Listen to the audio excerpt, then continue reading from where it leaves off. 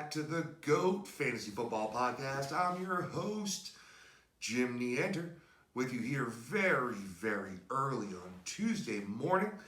We got, Tuesday night football tonight. My team, the Buffalo Bills, playing tonight, so I'm psyched. I'm up early. I'll probably play a little golf in the afternoon, maybe take a little cat nap, and then get ready to pregame around 5 o'clock. Ready to go, man. Ready to go. So, man, crazy week in the NFL here. Week 5, more crazy shit, just like we've grown accustomed to, basically, right? We've had, we had injuries. We had, great comeback stories. We have COVID-19 messing with games, fucking with the schedule. We got a little bit of everything. We got breakout players. We got horrible performances. We got everything in between, man. So, we're going to go through all the games like we always do. Give you the shakedown on what happened, man. What's going on? How's your team look? Who you playing? Who you picking up on the waiver wire? You know the deal. All the shit we do on Monday and Tuesday before the waivers run on Wednesday and before we start previewing all the games for the weekend. So, really was a wild weekend. There were a lot of big performances. Kind of a soft weekend in a way for a lot of the stars, especially wide receivers. But there are still a lot of fantasy points to go around. But let's talk a little bit more about that Thursday game. I know we hit on it just a bit at the end of the week, but the Buccaneers game, the Bears held on to win that game 20-19, and a big win for the Bears, 4-1. Almost let that one slip away, and we're able to hold on to it there. So pretty big for them. Listen, with Tom Brady, I know it's been up and down, but the fact is he hasn't had all his weapons at any point yet this season.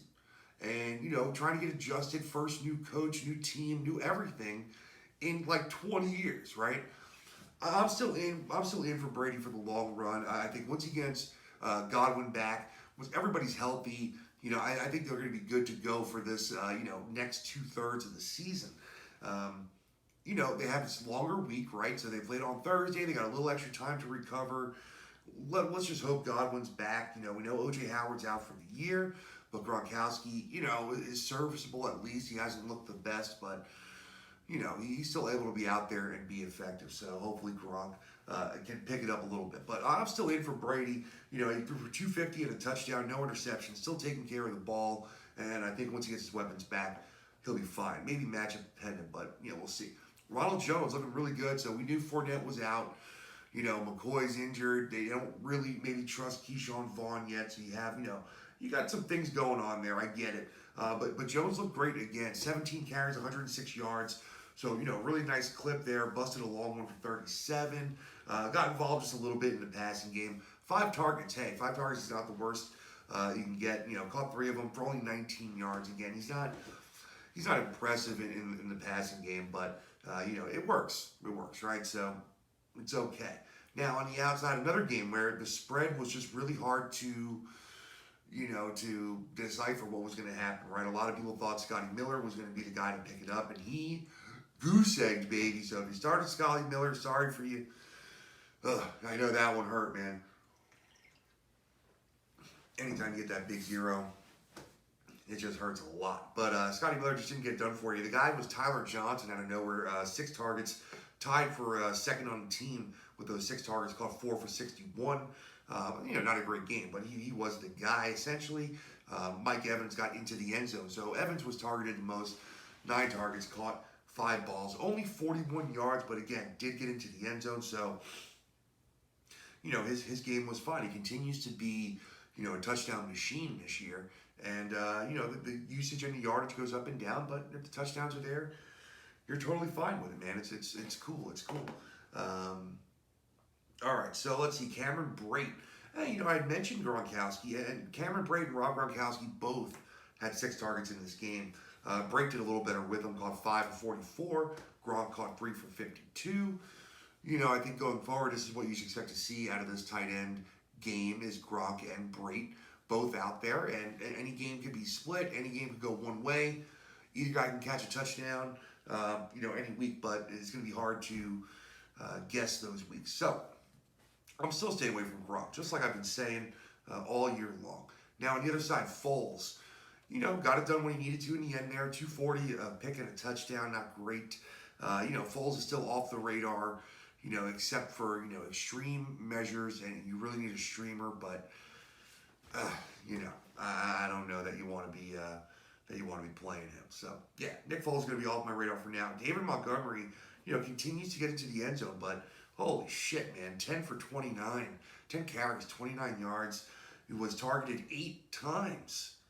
8 times, caught 7 balls for 30 yards. So it's like, this is another one of those things where you can run the narrative either way, right? All right, he had a lot of targets. That's great. Caught 7 balls. He got into the end zone again. But fuck, he looks awful, awful when he touches the ball, right? I mean, it really is bad. So I don't know. I mean, I guess you're going to keep rolling him out just because the volume's there, the work is there, touchdowns are there. I mean, everything you want to be there is there except for a good play. Stu Gotts, right? All right, Allen Robinson, beast mode, 16 targets, caught 10 for 90. Hey, no touchdowns, but what are you going to do? Guy's getting 16 targets. He's been targeted like crazy, just like we expected him to in this offense. And, it continues to be a shit show behind him for who's going to get targets. Darnell Mooney, the rookie, Anthony Miller. A lot of people were high on him in the offseason, myself included. Cordarrelle Patterson. These guys, none of them are really playable right now, just because they're all, by far. There's Allen Robinson, there's 3A, 3B, and 3C, and that's really it. Jimmy Graham continues to impress. Hey, 3 for 33 and a beautiful touchdown catch. What are you going to say? I mean, tight ends are fucking bad right now. And Jimmy Graham's not been bad. He's getting red zone looks. He's getting high-value targets. It's going to be hard to keep, poo-pooing on Jimmy Graham as he keeps, providing points for you. So, I don't know. We'll look at the matchup next week. Jimmy Graham's by no means is a must-start right now, but absolutely someone that you're looking at. If you have Dalton Schultz, his stock's taking a hit. There are other, places where, tight ends that were valuable are not anymore. Indianapolis, Mo Alley Cox, guys that were scoring points that you just can't count on anymore. So, all right. That was Thursday. Let's move to our Sunday games. The Carolina Panthers travel to Atlanta and beat the Falcons. Also go ahead and just take the souls of Dan Quinn, Thomas Dimitroff. I think every other coordinator, they all got fucking fired. They're gone. People in Atlanta have been calling for it since week 3. A couple of bad, blown leads. And just, like I said last week, we just never got over that hangover of the comeback, the Super Bowl, demise that we had. We just never overcame it. And now it's the end of the era. In all honesty, I think at the end of the season, they're going to blow up this team. I think you keep Calvin Ridley and you get everybody else, get their shit packed and send them on their way. Thanks for everything. Best of luck. Got some guys with talent here that are going to catch on. Matt Ryan will get a job. Julio Jones. Someone will trade for Julio Jones and will take on his contract as they should. But, with Russell, I think it's time to let Calvin Ridley because you can't pay them both, right? So, time to see what you got in Ridley. Get another quarterback in there, a young quarterback, and let's move forward. But it's hard to say that, but I think we're at that point. All right, let's get to the actual game here. Teddy Bridgewater, my and many people's favorite streaming option for the week, definitely came through. 313 yards, 2 touchdowns through the air. So you got what you needed out of Teddy B. You were happy about it. Not an amazing game. A third touchdown would have been all you needed, but it was still a very good game for Teddy Bridgewater. Looked good, finding his targets. Mike Davis, like we said, get that last week out of him. You had him in your lineup. You got all you needed and more, and a lot of that on the back of the receiving, which is a great thing going forward for Christian McCaffrey owners. At least you see 10 targets going to Mike Davis in this game. Caught 9 balls for 60 yards and a touchdown. And listen, as a receiver, you would have been okay with 9 for 60 and a touchdown. That would have been your stat line. You'd have been pretty happy. Add 16 carries for 89 yards, 5.6 yards a carry. No really long runs in there either. So just a really solid day running the ball against a bad defense. And, Davis, the big question is, when you look this good, right, you have McCaffrey coming back. He's going to get a little bit of work, right? But how much? I don't think he's going to be that much. I would say I'm going to estimate 6 to 7 touches a week for Mike Davis. after McCaffrey comes back. Maybe in this first week, more like 10. Getting McCaffrey kind of eased in. But I do think after that, it's only going to be a handful, maybe a couple more from Mike Davis. Unfortunately, he made a great case for himself, though, going forward. Maybe he gets a contract. Maybe somebody, was him. I'm not sure what his contract is right now. But hey, he's doing the best thing he can do for himself, right? Robbie Anderson having another game. We led the team in targets again with 13. Caught 8 balls for a $112. Continues to be the number one option on the team by far. Now, DJ Moore had a beautiful touchdown reception. Caught 4 of his 5 targets for 93 yards and a touchdown. And hey, listen, you started DJ Moore. You were very happy. You should have started everyone against the Falcons. And if you did, you got the points that you needed. Teddy, Mike Davis, Robbie Anderson, DJ Moore. You got all your points here. You were happy. But listen, DJ Moore owners are absolutely fucking worried about it. 5 targets in this game when 13 go to Robbie Anderson. I don't know about it. So, right now, if you're high on DJ Moore, you should be able to get him. I'm going to make him an offer again. But, yeah, I don't know if you want to do that. I mean, Robbie Anderson is the guy to own. I don't think you're getting him for cheap. And you're probably just stuck with DJ Moore, honestly, and deciding every week if you're going to play him or not. We'll talk a little more about that next week. Curtis Samuel, I mean, listen, not a bad game, just not enough to really be on the radar yet with the other 2 guys being the 2 options. Caught all 5 of his targets for 36 yards. Ran the ball 4 times. That helps too, but just not enough. All right, let's go over to Atlanta here. Matt Ryan, bad game at home. And we, see that without Julio. As I mentioned, if Julio was out, didn't want really any part of Matt Ryan. It looks like, everybody has a tough time moving up to that next role here on this team for the receivers. Without Julio, I mean, really had a good game, of course. 8 of 10 for 136, but then there was nobody else, right? Russell Gage couldn't be a number 2 in this game the way Calvin Ridley maybe would have been.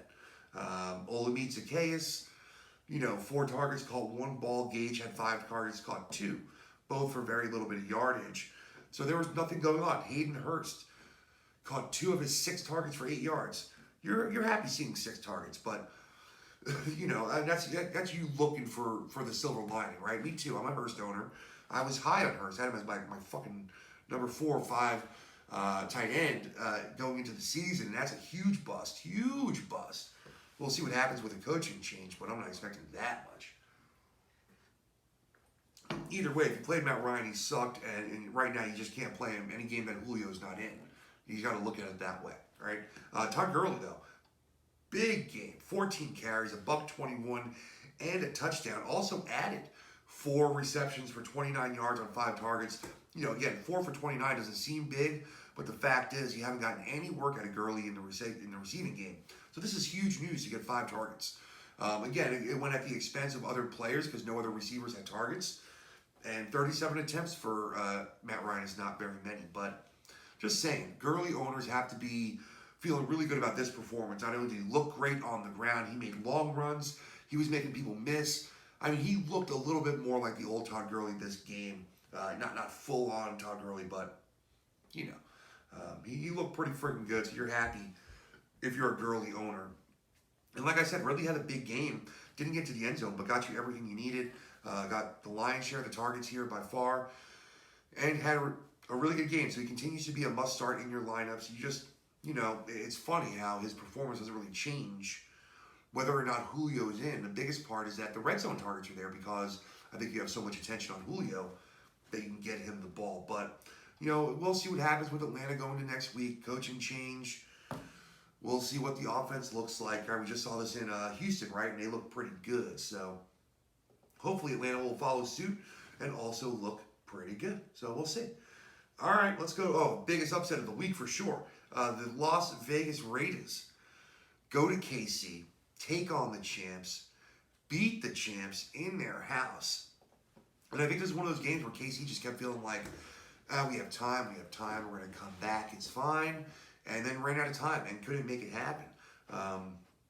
Lots of good things happening for the Raiders, especially Derek Carr. Listen, I was saying it, I thought this was an awful play for Derek Carr. He's looked terrible at Arrowhead, just really bad performances, and it's really been one of those worst places to play. came out today, man. 347, 3 touchdowns, and a pick. You're fine with the pick with that kind of a game on the road, man. But I can't imagine very many people playing Derek Carr, and I don't know what to think of him going forward. I mean, Ruggs looked fantastic, so getting Henry Ruggs back obviously made a little bit of a difference here. We'll talk about him in a minute. So, I don't know, man. Derek Carr is going to be one of the bigger question marks for me going forward. I don't know that he needs to be, rostered at all. But the question mark is going to be every week as a streamer. When do you play and when don't you? He seems to be getting his rhythm here. And John Gruden seems to have this team playing better than they should be, at least in theory, on paper, right? So, I don't know. All right, Josh Jacobs. Listen, wasn't the prettiest game for Jacobs, but got it done, got in the end zone twice, 23 carries, 77 yards, 2 touchdowns, caught 2 passes for 8 yards on 3 targets. And, that's okay, but Jalen Richard with 5 targets, Alec Ingold with 4. You want to see some of these targets going to Josh Jacobs. So that's 9 targets to other players in the backfield. I mean, you give him 3 or 4 of those, and you're talking about a 6 or 7 target day, and that's what you need for Josh Jacobs to really be elite. To really be elite, you have to have that. Either way, good game. Got in the end zone twice. Jacobs owners are happy the way running backs look right now. You're just happy you got a 20 carry guy out there, getting the work. So there you go. Let's go to the outside here. Not a lot of targets for the wide receivers here. Very spread around. You had, all 3 tight ends. You had fullbacks. You got all kinds of people, getting work here. But people making the best of what they had. So let's talk about these receivers. Henry Ruggs, I mentioned, only had 3 targets, but caught 2 balls for $118 and a really long, beautiful touchdown. That pass was beautiful. Both long touchdown passes were gorgeous from Carr. But Ruggs looked great. You got to see a little bit more, target share, though. First week back from injury, all I want to see is that he looked great. He needs to be rostered. I'm not starting him next week. But, actually, they have a bye next week, so that's a little easier not to start him. So, is it worth rostering him through the bye week when you maybe can get him the week after? It's all about your team. If you got to have a start this week, you need a running back, you don't have a spot to give, I get it. And with the bye week, he still might be there the week after, and he might kind of be the forgotten man. That happens.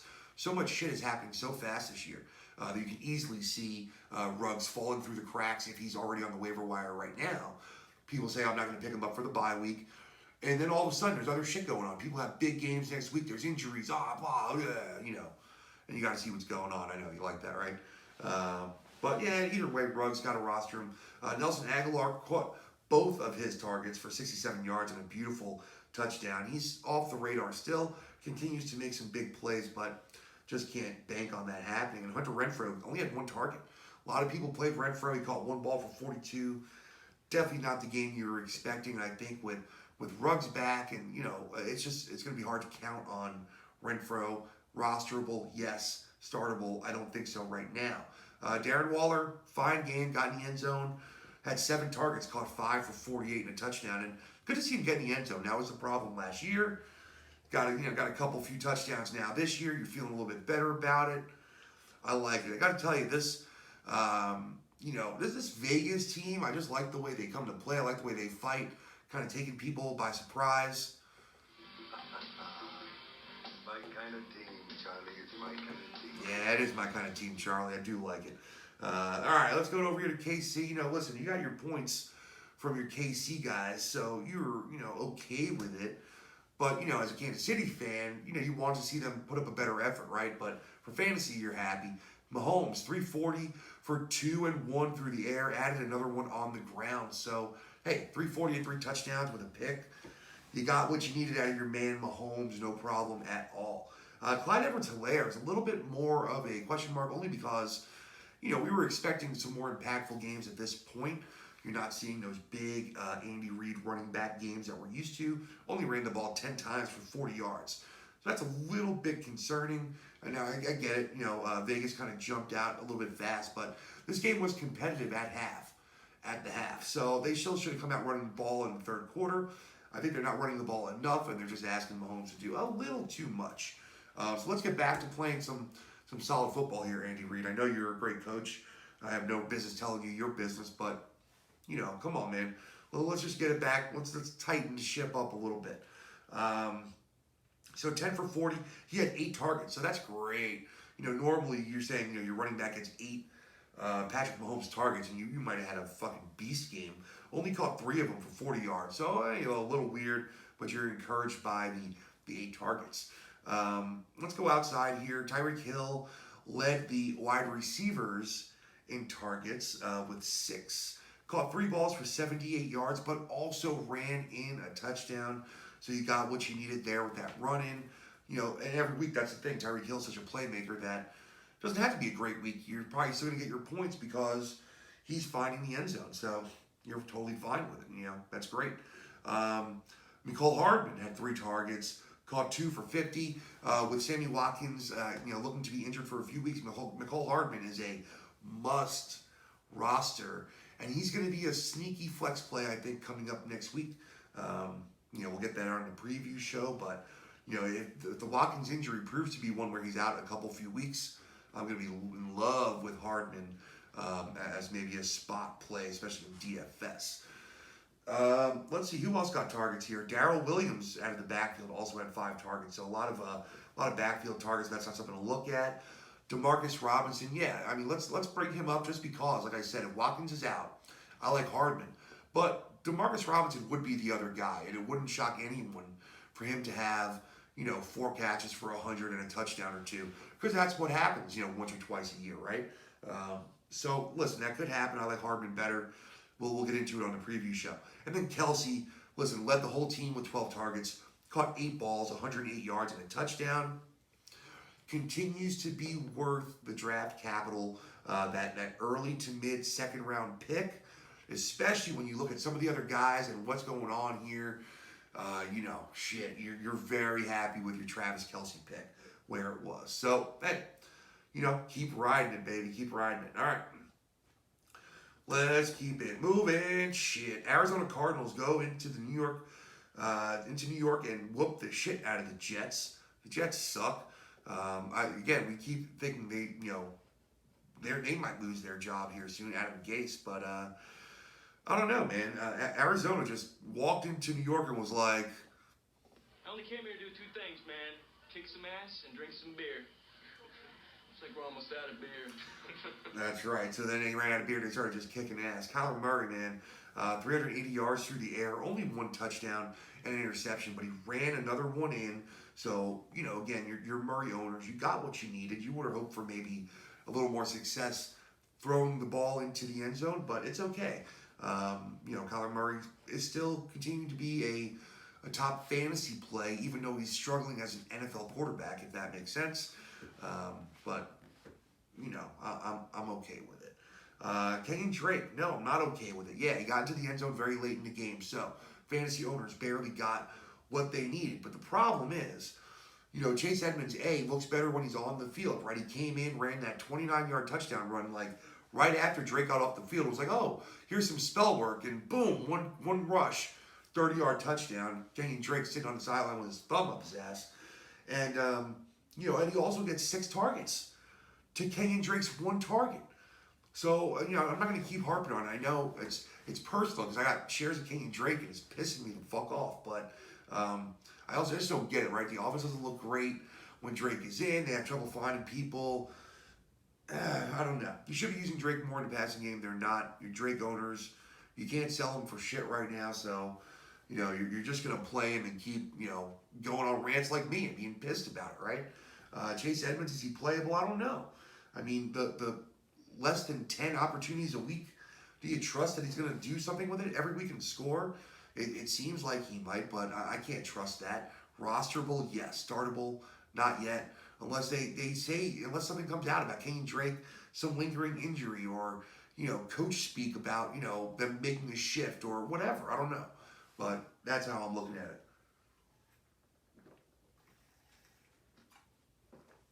Excuse me. All right, let's go to the outside. DeAndre Hopkins continues to dominate. 7 targets, which was, kind of on the low side for him, but caught 6 for 131 and a touchdown. Continues to be a beast. Continues to make me look stupid for my preseason take on him going to the Cardinals as far as fantasy football goes. Christian Kirk, hey, coming back out of the woodwork here, and these 2 weeks, 4th and 5th, There's a lot of guys we kind of wrote off after 3 weeks, kind of disappeared, weren't involved in their offense, and you're like, shit, get these guys out. They're not going to be a part. And now, now they're having a part in the offense, right? So what do? Christian Kirk, 5 of 7 for 78 yards. It's a nice game. You like to see the 7 targets. And then you say, all right, well, it's against the Jets. I need to see it more. That's fine. There's a lot of good receivers out there, so I'm fine holding on Christian Kirk, no problem. Larry Fitz, another 7 targets, 4 for 35. Just the role he's in, you can't do anything with that. Andy Isabella, quiet again after that one big week. So, for Arizona, it continues to be the Kyler Murray and DeAndre Hopkins show, with Kenyon Drake owners continuing to play him in agony, just watching and in terror and fucking a bated breath waiting for no points. All right. The Jets. So we knew Darnold was out. We had a Joe Flacco game, $195 and a touchdown. Can't expect him to do that much. It's a bad team, bad coach. That's just what it is. So, Flacco, no one played him, thankfully, and that's the right deal. If he plays next week, then you don't play him next week, right? Fucking easy. Lev Bell ran the ball 13 times for 60 yards. Didn't look that bad. Definitely didn't look great. I mean, no doubt about that. But what are you gonna do? He looked all right. They still gave 9 carries to Frank Gore, so that's not gonna help Lev Bell any. We hope that split gets a little bit thicker next week. There's a bigger divide there, and it's more like 18 and 5, right? But for now, that's what we're looking at. And Lev Bell only had 1 target, so. Is that a Flacco thing? I mean, they only threw the ball 33 times, 18 completions, and, all of it was going outside, right? So, Lev Bell, if you played him, that sucks. You hope for more volume, bad team. What are you going to do? With the way running backs are right now, if you have Lev Bell, you probably got to play him as an RB2, or an RB3 flex, right? We'll see what the matchup looks like next week. All right. Outside, hey, here we go. Jamison Crowder continues to get peppered with targets, and I was definitely skeptical. I was like, we know Darnold throws a lot to him, but we don't know that Joe Flacco's gonna continue to throw the ball outside, or especially to Jamison Crowder, even in the slot. So 10 targets, caught 8 balls for $116 and a touchdown. Monstrous game for Crowder. I mean, I don't know where that puts him for the season for wide receivers, but he's got to be pretty high up there, man. He's scoring, he's getting yards, he's getting everything, right? So where are you? Wide receiver 24, does that sound right? Yeah, but he missed games. So 22.5 points per game. I mean, where you at? Shit, 22.5 points per game is tied for number 2. And that's tied with Travis Fulgham. So, he's above DeAndre Hopkins, Adam Thielen in points per game. I'm not saying he's going to continue to be number 2. But I'm just saying, right now he's number 24. He continues to be out there on the waiver wire and not being started. And, hey, I don't know how many more weeks we can do this to him, but, hey. However, his 10 targets didn't lead the team. 11 targets for Jeff Smith after his big game the week before. Only caught 3 balls for 23 yards. That's crazy on 11 targets, right? That's wild. And then Chris Herndon, 3 targets, 2 catches, 24. It's time to give up on Chris Herndon. If he has a big week, great. Maybe he just puts a few of them together with a lot of targets, but he is dead and off the radar for me. Just like all Jets, basically, except for Jamison Crowder. And I don't like it. Oh, man, we had some big performances here. The Philadelphia Eagles travel in-state, not very far, to Pittsburgh to play the Steelers, and we had some big performances here. And the breakout game for Mr. Chase Claypool. Who are you? I'm no one to be trifled with. That is all you ever need to know. Yeah. Well, if you didn't know Chase Claypool, now you do. He apparently is no one to be trifled with. Man, 4 touchdowns on the day. Should have been 5, man. He had that bullshit penalty, and it would have been 5 touchdowns. One of the first, I don't know how many there's been, for skill position players to score 5 touchdowns, man. But he was right there. We're getting ahead of ourselves, though. Let's go over to Philly. Carson Wentz. Listen, it wasn't terrible. 258, 2 touchdowns, 2 interceptions. Not a great game, but, it was serviceable. The problem is it continues to look, pretty bad, right? It just doesn't look great. And a lot of that's the weapons. Hopefully he gets some back. He's doing what he can with what he's got. Fucking Travis Fulgham having a monster game. But Wentz continues to be outside for me of streamable category. I just don't want to deal with it right now. Miles Sanders, all right, you got what you needed. Let's break it down and let's be honest here. This was kind of a crap game for Miles Sanders. I know. It's like, oh, well, take away his great play, and he had a bad game. Well, he had that great play. 74-yard touchdown run was beautiful, was amazing. He looked great. But the stat line, 11 carries for 80 yards and 2 touchdowns. That means it was 10 other carries for 6 yards. You got the second touchdown. Great. Caught 2 of 4 targets for 19 yards. So, for me, that's where I want to see more work. You have trouble finding anyone to throw the ball to. Why aren't you using Miles Sanders more? I wouldn't even mind if you ran you ran him and Boston Scott into the backfield, and then you motion Sanders out into the slot or out wide. They did that a little bit last year. I don't know why they're not doing it this year, especially with no other weapons out there. But fun man. I mean, all right. But Miles Sanders owners were happy to see the touchdowns, happy to see the big play finally, and happy to see the points, frankly, right? Shit. All right, outside, Travis Fulgham, 13 targets, as I mentioned, 10 for 152 and a touchdown. I don't know what to make of this. I mean, we keep saying every week, D-Jax might come back. Alshon Jeffrey might come back. They both practice in a limited fashion all week, and they definitely might be back next week. And if they're back, I'm not going to play Fulgham, and if they're not back, I'm not going to play Fulgham. I'll probably roster him at that point. But that would be it. Greg Ward caught a touchdown. So if you played him on the off chance you were hoping for the big targets, he didn't have those. 5 targets, caught 4 for 26, but got into the end zone. Again, if you're going to tell me Jeffrey and D-Jax are out, Miles Sanders or Greg Ward is worth a dart throw, I guess, but I wouldn't want to. And then, Zach Ertz, 6 targets, caught 1 ball, 6 yards. That is atrocious. Continues to just look really bad. No separation. I just think there's bad blood. He's not helping his contract. If he's mad that he's not getting paid by Philly, and you think now you're going to get paid, I mean, yeah, all right. Chicago gave Jimmy Graham $8 million, so someone's going to pay him. But I don't know. Still, yeah, I don't feel great about that either. And then in Pittsburgh, another one that's just killing me here, just fucking killing me, is Juju Smith-Schuster. Deontay Johnson unfortunately injured. We don't have words yet on potential length if he's out at all. We're not sure yet. But we do know he was out early in that game. And Juju still did nothing. It was the Chase Claypool show all day. The fact is there hasn't been a single game where Juju is the number 1. He's gotten some touchdowns. So he might have been the number 1 scorer, but he was not the number 1 option and still continues to not be. And as a Juju owner in multiple places, I don't know to play him or not play him. I'm definitely getting worried about that shit. I don't like it at all. Big Ben, nice big game. 239 and 3 touchdowns. Very controlled game. Got your 3 touchdowns. You're very happy if you played Ben. Very happy with your 3 touchdowns.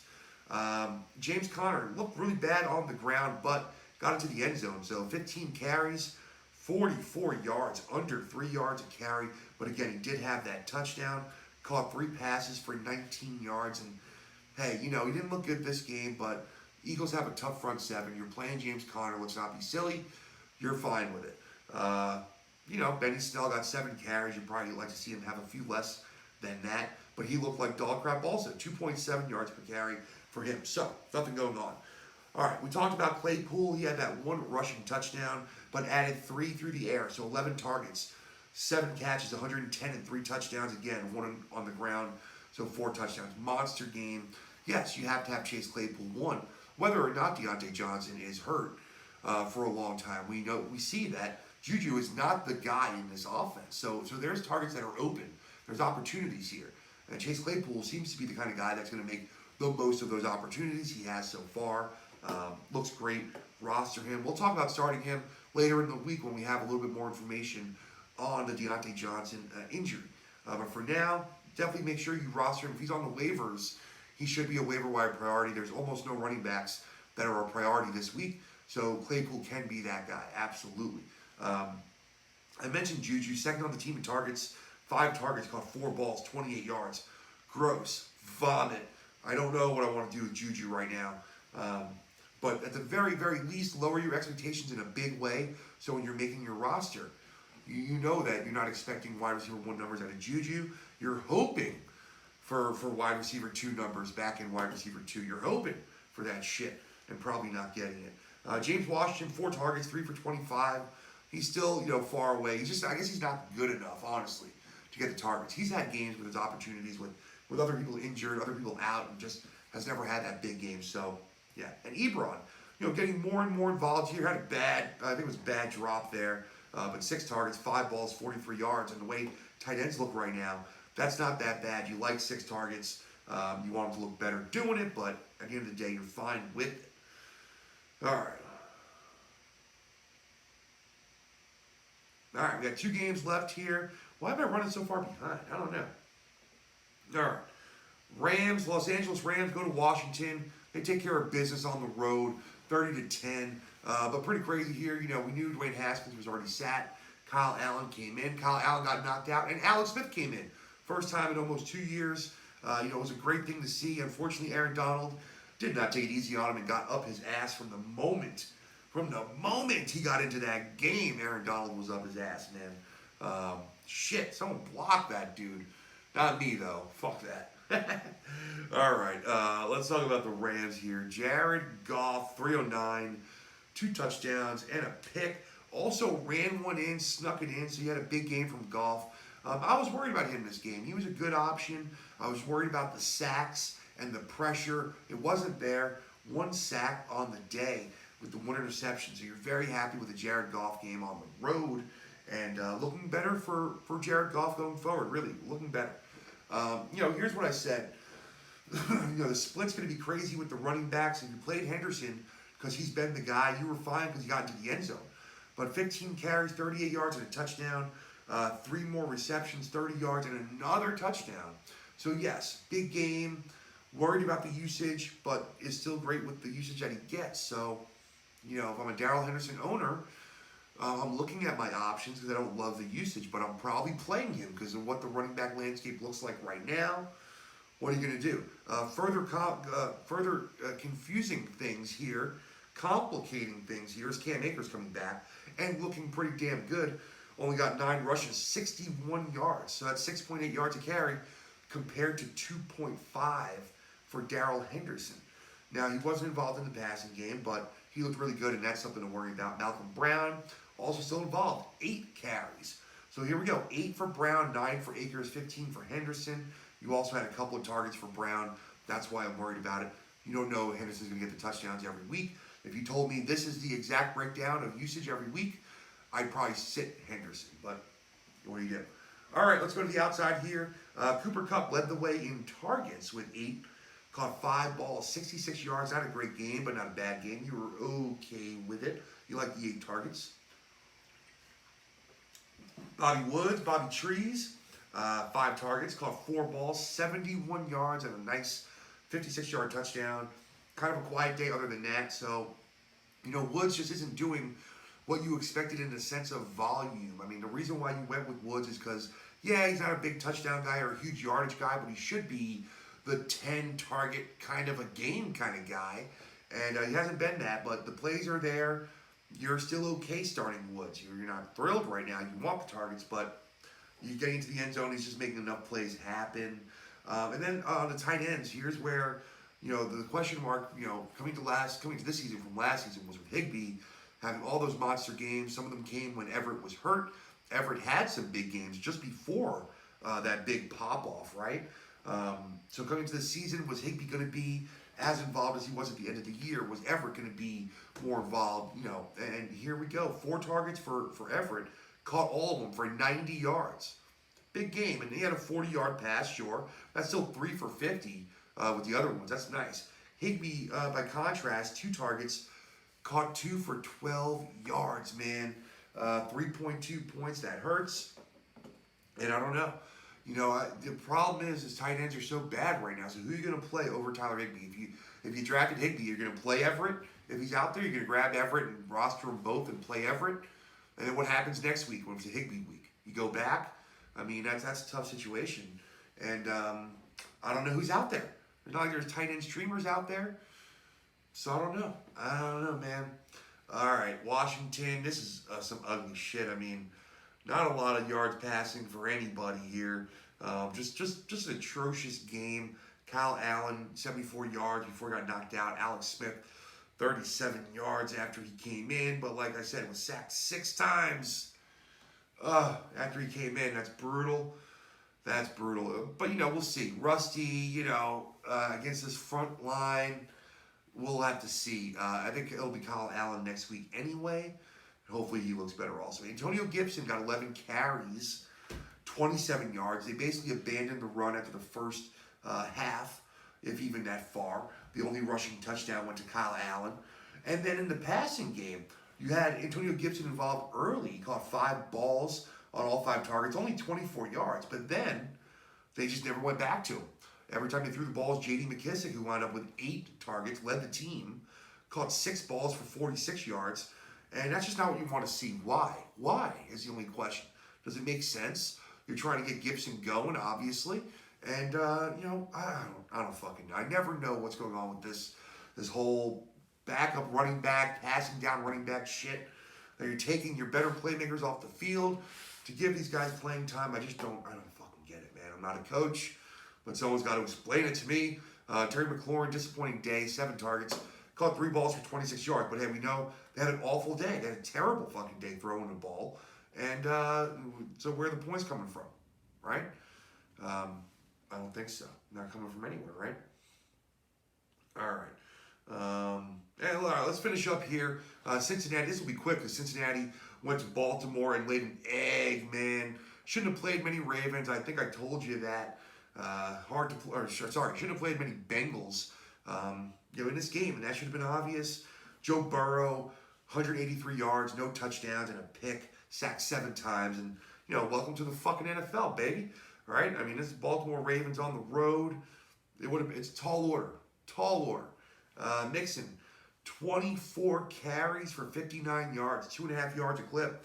That's tough. At least he caught 6 balls for 35 yards on 8 targets. And hey, I know that's not a lot, but those 9.5 points, that saves your week. You know what I mean? And had he had, 8 points, you'd have been, pretty screwed. As it was, he scored 15 points with the passing down work. And hey, what are you going to say? Of course you're playing Mixon. You got what you needed this week. And you got what you needed to see. 20-plus carries, 8 targets. What the fuck else do you want to see? He's set up for the rest of the year to blow up. Guy's going to go off, man. Look at this fucking guy. Yeah, look at this guy with this many opportunities, man. 32 opportunities in this game. So, I don't know. That's what I want to see. I like it. Let's go to the outside here. Changing of the guard, it seems like. T. Higgins, 8 targets, caught 4 balls for 62. Tyler Boyd caught 6 targets, caught 4 for 42. Outside of that, really not much going on. And of course, you have the 8 targets for Mixon. Didn't really have enough time or opportunities to throw the ball around that much. The big thing here is T. Higgins. So A.J. Green is gone. Obviously had 1 target this game. He's no longer going to be a focal point, it doesn't seem, at all. It's now T. Higgins.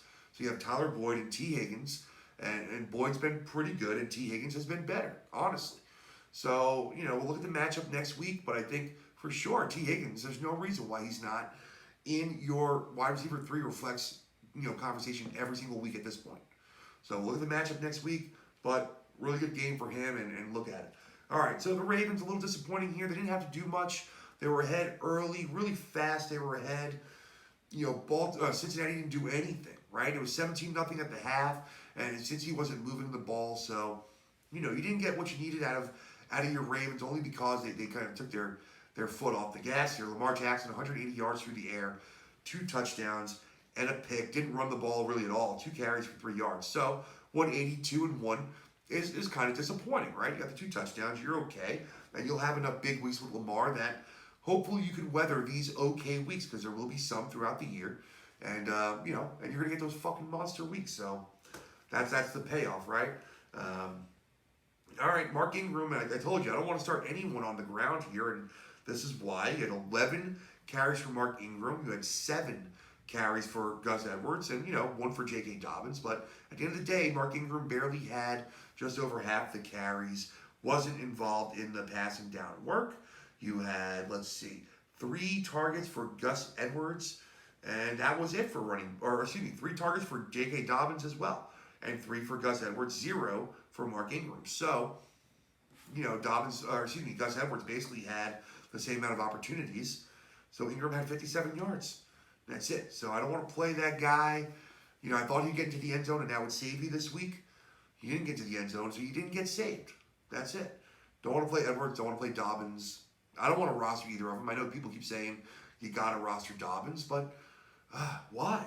Why? He'll be out there on the waiver wire, or so will someone else. So will Gus Edwards, who's touching the ball more. So I don't know. All right, outside here. Let's knock this out. Marquise Brown, nice game for Hollywood, man. 10 targets, caught 6 for 77 and a touchdown. Looked good. I like to see the targets. I like to see the usage. A little bit more work inside inside the 20s. A little more work inside the hash marks. Just like to see his role expand. And he's a guy that he's on your bench. You're going to struggle to keep him on your bench next week. I guarantee it. Not much else going on for wide receivers. Mark Andrews, 9 targets, second on the team, basically as expected. Him and Marquise Brown, the number 1 and number 2 options. Another 6 receptions, 56 yards, and another touchdown for Mark Andrews, man. And this guy gets into the fucking end zone, man. That's what he does. You got 5 touchdowns already, tied with Robert Tonyan. Tonyan had 3 in the last game. And that's it. He's the number 3 tight end, looking great. Darren Waller has basically, almost twice as many receptions, right? And 3 more points. So, yeah, touchdowns, baby. You got to have those touchdowns. He's got them. He looks good. You're very, very, very happy with that, right? Save some touchdowns for somebody else. You flip your bike over and knock your 2 front teeth out. You selfish son of a bitch. No, just celebrate your touchdowns, and that's all right. That's all right. So, all right, that's going to do it for the first half of our reaction and review show for Week 5. Listen, we'll have the second half up in just a few hours, no problem at all. And, let's get ready for the week. The waiver wire's up here, so we talked about guys with big performances. You're thinking about waiver wires. Hey, Chase Claypool, there's not a lot of running backs this week, so just be smart with your waiver wire. I understand there's things to be done out there, but not a lot this week, so just stay the course. Don't spend a lot of fab. Don't do a lot of stupid things. If you have a number 1 waiver wire priority, unless you're starving for wide receivers, don't waste it, on Chase Claypool. I wouldn't do that. So, all right. Take it easy, folks. If you're watching us on YouTube, you know the deal. Subscribe, like, and share, all that good stuff. You can also listen to our podcast on any and all of the major podcasting platforms. Go ahead and find it. Listen to my smooth and silky voice in your ear directly without video of my smooth and silky face. No. All right, just kidding. Getting a little crazy now. Have a good one. Take it easy from the GOAT. We'll see you.